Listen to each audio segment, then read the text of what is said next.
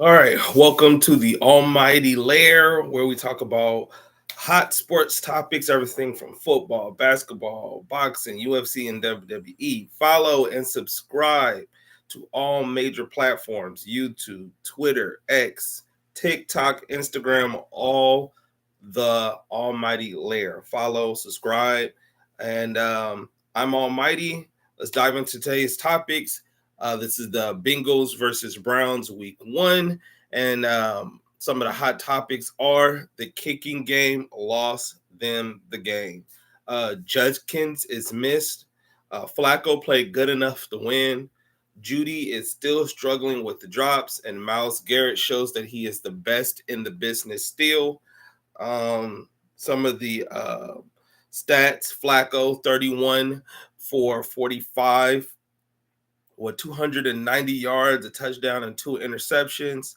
Samson led the team with 12 carries, 29 yards, 2.4 average. Sanders got the only touchdown for 3 yards and a 1 yard average off 3 carries. Judy, 5 catches, 66 yards, no touchdowns.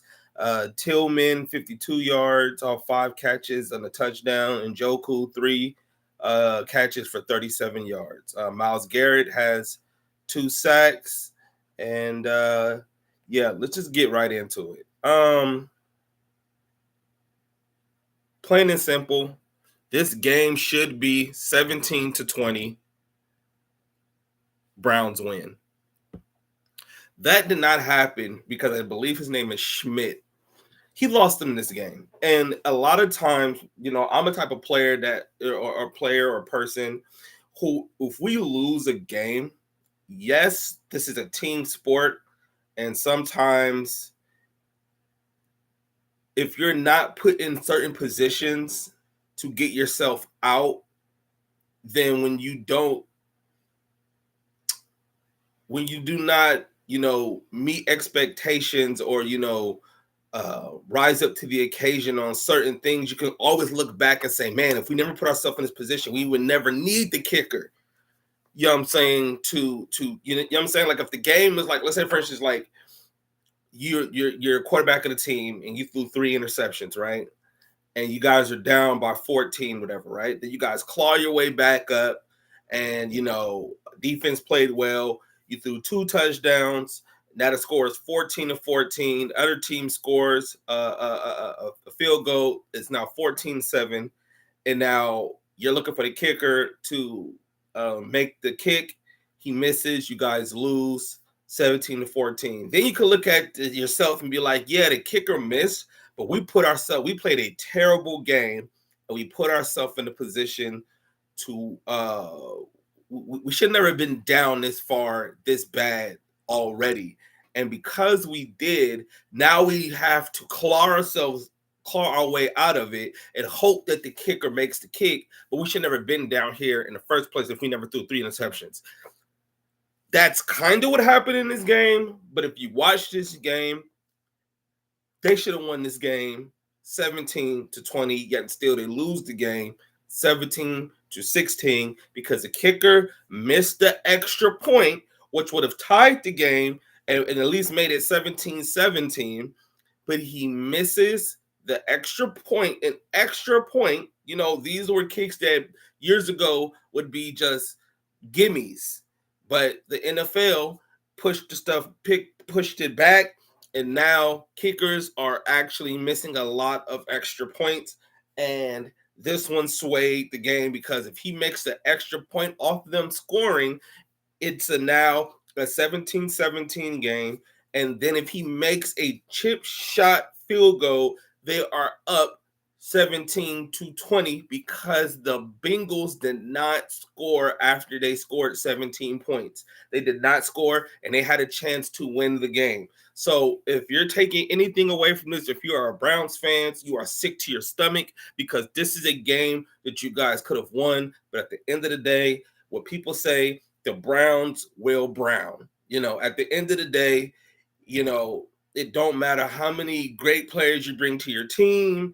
It just seems like when you go to the Browns or you're expecting anything for the Browns, it's like, we're going to mess this guy's career up. because there's no guy that I know that actually went to the Browns and actually had, looked any type of version of themselves and was a great player, that came from another team to here. You know what I'm saying? So it's like it's just a place where you die at. So even if you look and say, oh, well, this person, they're good. When they come over here, they'll help us out. It doesn't happen. So for some reason, it just feels like when you play for the Browns, whatever can happen bad, it just seems like it happens bad. So if you are a Browns fan, you are sick to your stomach because at the end of the day, you knew you had a chance to win this game.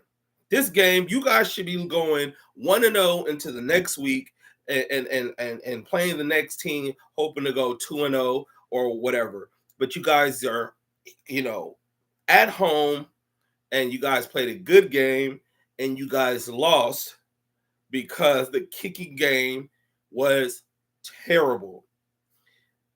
That's one thing. Jerry Judy, bro. Jerry Judy, bro. You know how they put like that picture where it's like the 4 receivers of Ohio State and they got the 4 receivers of Alabama, and they be like, who's better? Take Judy out, because Judy is garbage, bro. Like, I don't like to say garbage because, when you're in the NFL, you are playing against the best of the best, but there's levels to this, man. And Judy is literally just playing off his college success right now. There's nowhere else to put it. There is no other way to put it.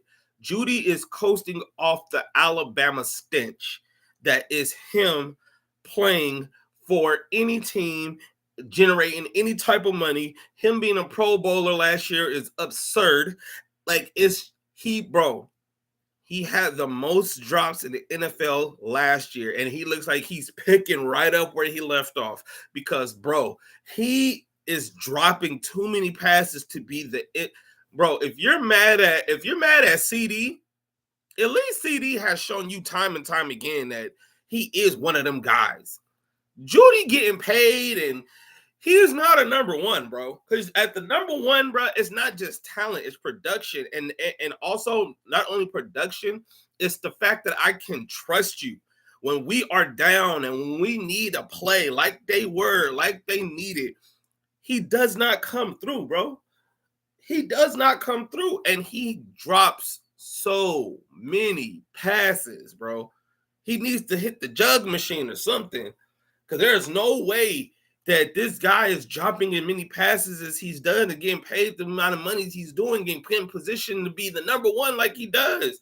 That's why he got shipped out of Denver. That's why he got shipped out. Because guess what? He is living off the stench of, I'm an Alabama receiver and I'm young. It's like, bro, okay, cool. Because you're not doing nothing for us, bro. For real, you're not doing nothing. You're not doing nothing, bro. So yeah, along with Jerry Judy, the team, let me say this too.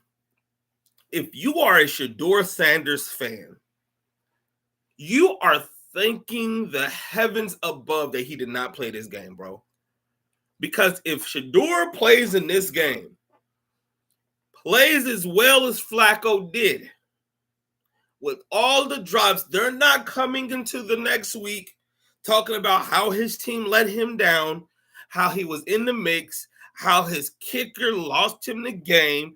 They're going to sit back and say, Garrett, I told you Gabriel's a better quarterback. He should have been playing. Flacco, he would have did better. Why'd they trade away Pickens?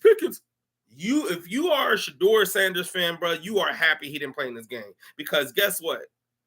Flacco, we know we joke around, and talk about how old he is, and there's no way he should be starting and playing and stuff like that. He played a damn good game. He played a good game. His turnovers came because the receivers have freaking butter, margarine, freaking oil slick, and they just plastered it on their hands because they could not catch anything. And those two, I heard that there should be like, you know how like there's like quarterbacks have like touchdown columns, interception columns.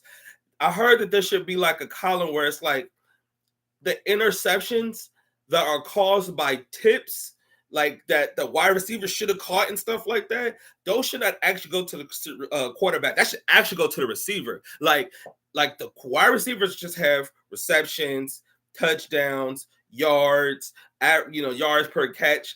They should actually put interceptions responsible for. And that should go against you as well. Because Flacco honestly did not deserve the 2 interceptions that he got by his name. Literally, he gets the interception by his names because the receivers cannot catch. Plain and simple. Flacco actually played enough. He played good enough to win. Bro had 290 yards. Bro was slinging it, moving outside the pocket. You know what I'm saying? Getting out the pocket. He played a good game. The reason why you lost is not because of Flacco. Flacco played a good game. The receivers are trash.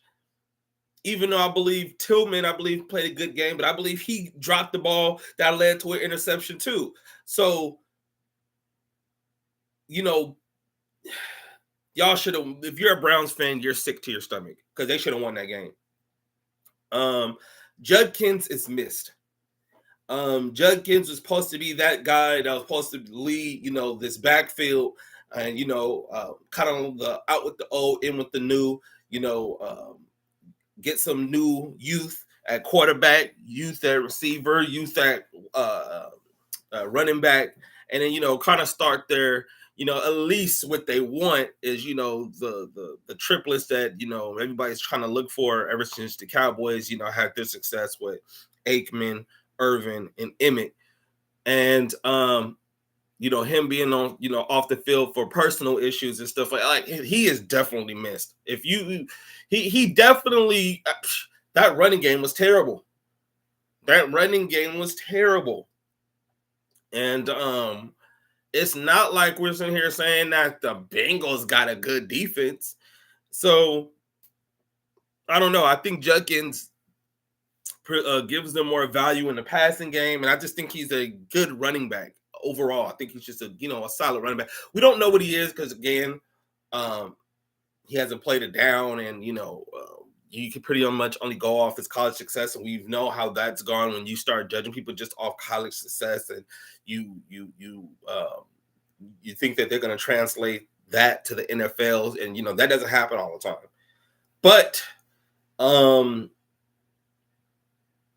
seeing how he played and, how well he did, whatever in college, you would hope that some of that translates to the NFL. And I guarantee you he does better than what they gave him, that the running backs gave him, this week. I think that Judkins would have did somewhat better.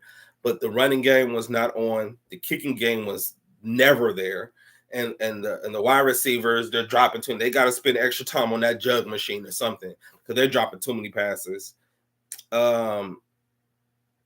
Myles Garrett, man, I've been on the record, and I'm now since I'm doing streaming, and trying to do like these podcasts and talk about football more amongst the masses. I believe that Myles Garrett, if not the best defender in football, definitely the best edge rusher. I don't care about Nick Bosa. I don't care about TJ Watt. I don't care about Michael Parsons. Give me Myles Garrett every day because Myles Garrett is a freak of nature. He is fast, he's athletic, and he's strong. Michael Parsons is very quick, but he's not strong. So he gets whooped in the run game all the time. TJ Watt, he doesn't rush the passer a lot. I mean, he does, but he drops in the coverage. And no disrespect to TJ. TJ Watt's one of the elite guys out there too. So there's not really too much I can say about TJ Watt. But if you're asking me who I would want, I want Garrett every day. Because Garrett could not only play on the outside, he could damn near play on the inside. TJ Watt, as good as he is on the edge, he's not playing D tackle. I could put Myles Garrett. Myles Garrett is so athletically gifted. He could play D tackle, D end, and he could play outside linebacker in the 3-4 if you needed him to. That's how good he is. So if you gave me the opportunity to pick who would I want at defensive end, I want Myles Garrett. But Myles Garrett is just a complete D end for me. And he's picking up where he left off at. He had 2 in a row sacks, and he almost had a third. But he's just showing that any given time, and that's what D ends that people think Micah Parsons is, even though I'm not saying that he's trash or anything. He's definitely good.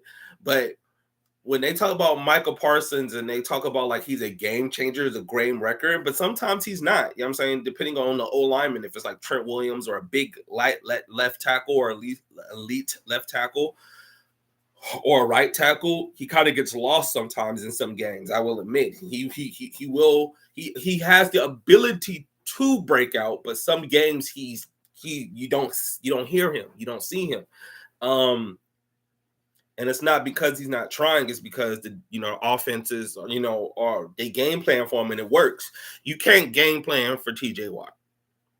You can't game plan for Myles Garrett.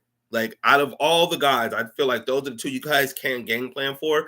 You can try, but at the end of the day, they're gonna wreck your game some way, somehow, and there's no getting away from them for the whole game. Like, the whole game, you're not gonna hear about TJ Watt. The whole game, you're not gonna hear about Myles Garrett. No, it's not happening.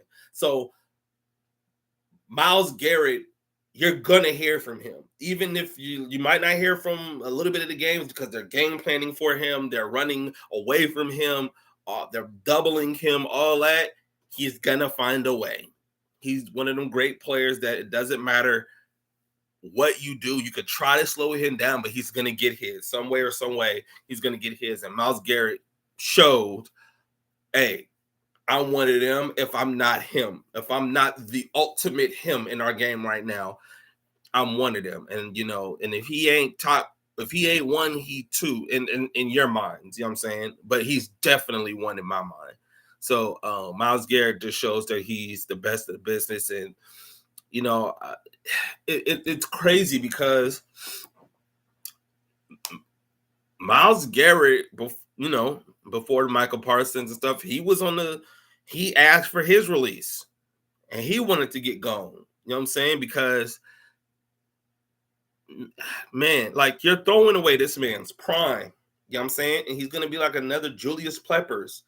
And at least Julius Peppers went to a Super Bowl. You know what I'm saying? And he played with some teams that passed some playoffs, some type of, they was in the playoffs. He played for the Bears. He played for the Packers. And they were in the playoffs. He never won anything, but he was at least there. You know what I'm saying? But, like, man, imagine being one of the elite guys and not tasting playoffs, man. Like, that's gotta sting, man. And the fact of the matter is that he had a chance to leave, and everybody was thinking that he was gonna leave, like, and he doesn't, to stay with and get the money. Now, granted, you know what I'm saying? He now has generational wealth. He gets to take care of himself, he gets to take care of his family, he gets to take care of his family's family. And again, he has generational wealth now. But, man, like, when it comes to your legacy, it's gonna get lost now in where he should be, because he'll most likely be a Hall of Famer, but he's gonna get lost in the shuffle, like, with the guys who were elite but won too. You know what I'm saying? Like, we should be talking about JJ Watt in a different manner than we do. But sometimes he gets lost, and as great as he is, he gets lost in the shuffle sometimes because he didn't win. And the same thing is probably going to happen for Myles Garrett. He's going to get lost in the shuffle of greatness, even though he's going to get his gold jacket, just like Watt's going to get, and he's going to go down as one of the greats, just like Watt. But when you talk about some of the greats that play, they'll bring up Reggie White. You know what I'm saying? They're going to bring up, pass rushers like Von Miller. They're going to bring up pass rushers like, Aaron Donald, that's, somewhat played the same position as him, and it's, it's a shame because it's like, JJ Watt is one of them guys, you know what I'm saying, that he was one of them ones, you know what I'm saying? And his name is gonna get, you know, lost because he didn't win the big one. You know what I'm saying? And not because of him, but because he tried. He left there and he went to a Arizona Cardinal team, and they was slowly building something, and then out of nowhere they just collapsed. And Murray wanted to go play video games and do whatever he was doing and stuff like that. So it's like I feel sorry for Garrett, but at the same time, this is the bed that he made. You know what I'm saying? He could have left. He could have got paid somewhere else, but he took the bag when they offered it. And now he has to sit there in Cleveland and not only freeze to death in them cold winter games that are eventually going to come, he's going to do a lot of losing. You know what I'm saying? He's going to play his 17 games, and then he's going to go home. There is no postseason for you. You're not going to even sniff the postseason. The only thing after the season you may look forward to is the Pro Bowl games. And that's even if you come, you go to them because you've been there so many times, and now the Pro Bowl games is like tag and all this other goofy stuff, whatever. It's not like a real game anymore and stuff like that. So now it's just like some it's grown up PE. That's what the Pro Bowl has become now. It's a grown man PE. That's what it is. And when you're a grown man and you've been to Pro Bowls, and you like, do I really want to go all the way out here just to go play tag and flag football and race and hula hoop and all this other stuff? You're gonna be like, man. So it's like you don't even have the Pro Bowl to really look forward to. You might get some extra incentives in your deal, and get some extra money, for making All Pro and the Pro Bowl, but bro, like you're gonna play your 17 games and you're gonna be like, all right, y'all, I'm gonna clean my locker out. I'll see y'all next season. Like it, and once you've gotten the bag and you've gotten your money, which you would have gotten anywhere he went, at some point it's like, okay, now we got the money. Now let's talk about some legacy now. Now it's time for me to etch my name amongst some of the greats. And he's as long as he's with them, he's not going to win anything. He's not going to win anything. So, those are my quick little things that I seen in this game. Hopefully the Browns can bounce back. And another thing, Bond, I know for a fact the Browns are like, bro, how quickly can we get this man integrated into our offense? Because we definitely need some firepower. I don't know if Flacco is going to be able to, deep shot it like that, but how these receivers played this game, bro, you're definitely looking at yourself like, hey, Judkins could have helped, Bonds could have helped, but they are both dealing with off the field stuff, so they got to deal with that first, and then we'll see them on the field. But if you are a Browns fan, I know you're sick. So hopefully they get some of this stuff cleaned up, and hopefully you guys can bounce back. And y'all need to go on the free agent market and go get you a kicker yesterday. You should have been on the phone with a kicker walking off the field. Hey, what's the kicker wire looking like? Because this ain't it. You know what I'm saying? That man lost y'all the game. So I know y'all sick. Anyway, that's going to conclude this video. Hope you guys enjoy. Leave comments in the comment section. Let me know what you liked, what you disliked, what you want to debate about. I may debate about you live. We could debate live.